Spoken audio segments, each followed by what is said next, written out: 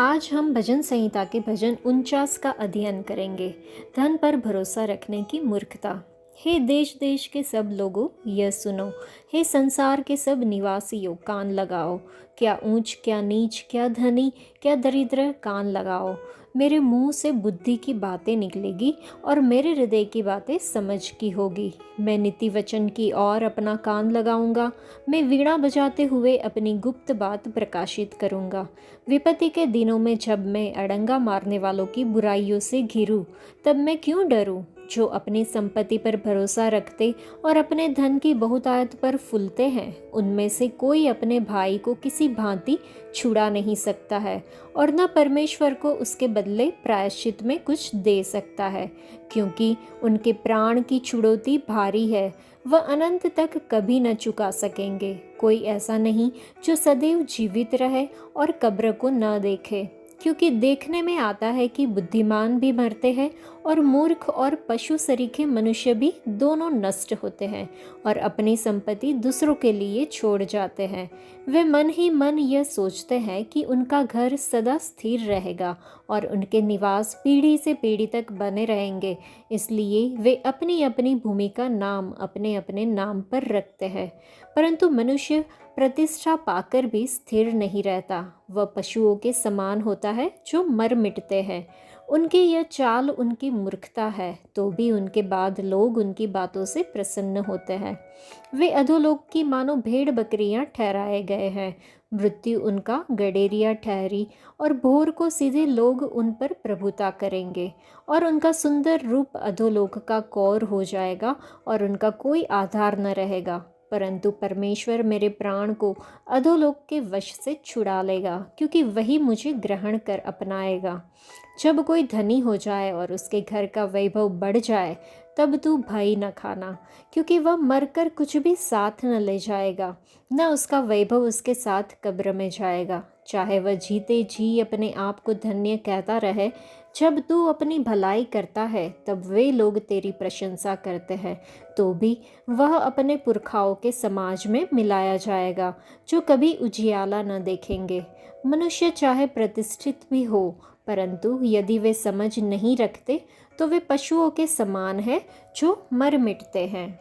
यह भजन जो कोरह के पुत्र द्वारा लिखा गया था, एक लेवी जो जानता था कि बिना संपत्ति के क्या हो सकता है और जिसने अनेक धनवानों के व्यवहार का अवलोकन किया था, जिन्होंने अपनी संपत्ति की सुरक्षा के लिए संसार पर भरोसा रखा था, उसने यह हर व्यक्ति के लिए लिखा है कि हे सभी लोग सुनो, हे सारे विश्व के वासियों ध्यान दो। नीच और ऊंच, धनवान और निर्धन सभी सुनो। यह उन सभी को बुद्धि और ज्ञान देने के उद्देश्य से लिखा गया है जो उसे सुनते हैं। यह भजन उन धनवानों की बात करता है जो अपनी संपत्ति पर भरोसा करते हैं और अपनी बड़ी संपत्ति पर घमंड करते हैं। तो हर किसी के साथ क्या होता है? बुद्धिमान व्यक्ति मर जाता है, मूर्ख और पशु जैसे लोग नाश हो जाते हैं। इस संसार में जीवन अस्थायी है, हम सभी मरेंगे और यह कभी भी हो सकता है। फिर उनकी संपत्ति का क्या होता है? वे अपनी संपत्ति दूसरों के लिए छोड़ जाते हैं। कोई भी अपनी संपत्ति साथ नहीं ले जा सकता। कुछ इसे प्राप्त करने वाले इसे नष्ट कर देते हैं या थोड़े ही समय में खत्म कर देते हैं। कुछ अपनी संपत्ति ऐसी जगह छुपाते हैं जिसका न किसी को पता चलता है और न ही उसका कोई लाभ होता है। मृत्यु के बाद उनका क्या होता है? उनकी कब्रें सदा के लिए उनके घर हो जाती है। जो अपनी शक्ति और धन पर भरोसा रखते हैं, उनका भविष्य क्या है? उनके पास धन होने पर भी वे नहीं टिकते। मृत्यु उन्हें निगल जाती है। उनका सौंदर्य कब्र में नष्ट हो जाता है। उनकी कब्र उनके महलों से दूर होती है। धनवानों के भाग्य से हमें क्या सीखना चाहिए? जब कोई धनवान हो जाए तो भयभीत न हो। जब उनके घर का वैभव बढ़े तो भी घबराए नहीं। मरने के बाद वे कुछ भी साथ नहीं ले जा सकते। उनका वैभव उनके पीछे नहीं जाएगा। अपने पूर्वजों के पास वे चले जाएंगे। वे फिर कभी उजाला नहीं देखेंगे। और धार्मिक व्यक्ति का भविष्य क्या होता है? परमेश्वर उसका जीवन कब्र से छुड़ाएगा। परमेश्वर उसे निश्चित रूप से अपने पास ले जाएगा।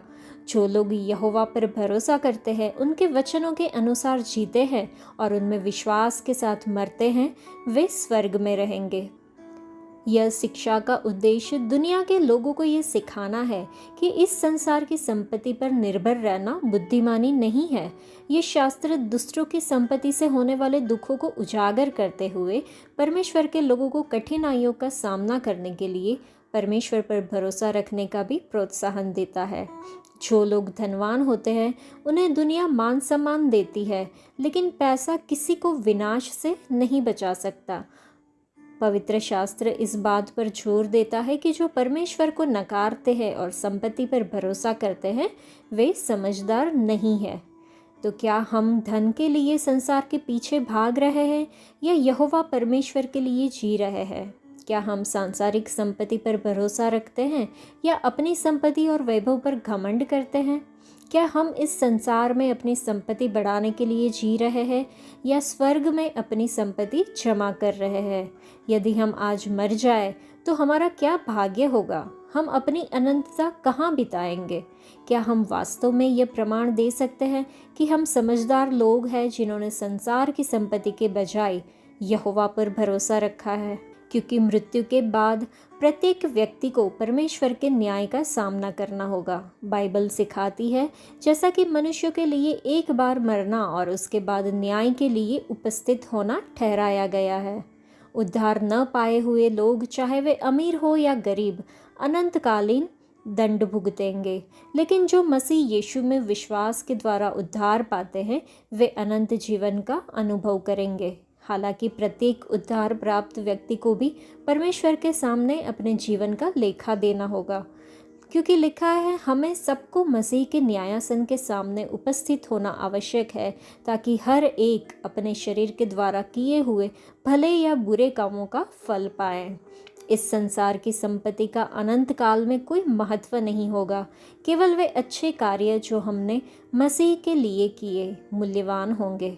भजन के लेखक को विश्वास था कि मृत्यु के बाद भी जीवन होगा। वह जानते थे कि संपत्ति कितनी अस्थिर है और यह न्याय से बचाने की गारंटी नहीं दे सकती। इसलिए उन्होंने परमेश्वर पर भरोसा किया और घोषित किया कि परंतु परमेश्वर मेरे प्राण को अधोलोक के कब्जे से छुड़ा लेंगे, क्योंकि वह मेरा स्वागत करेंगे। प्रेरित पौलुस ने तीमुथियुस को लिखे अपने शब्दों में कहा कि इस संसार के धनवानों को आज्ञा दे कि वे घमंड ना करें और न ही अस्थिर धन पर भरोसा रखें, परंतु परमेश्वर पर, जो हमें हमारे उपयोग के लिए सब कुछ उदारता से देते हैं। परमेश्वर न केवल हमें अनंत जीवन देते हैं, बल्कि वर्तमान संसार में हमारी हर आवश्यकता को भी पूरा करते हैं। हमें धन पर नहीं, बल्कि देने वाले परमेश्वर पर भरोसा रखना चाहिए। आज के लिए इतना ही। परमेश्वर आप सबको आशीष दे। धन्यवाद।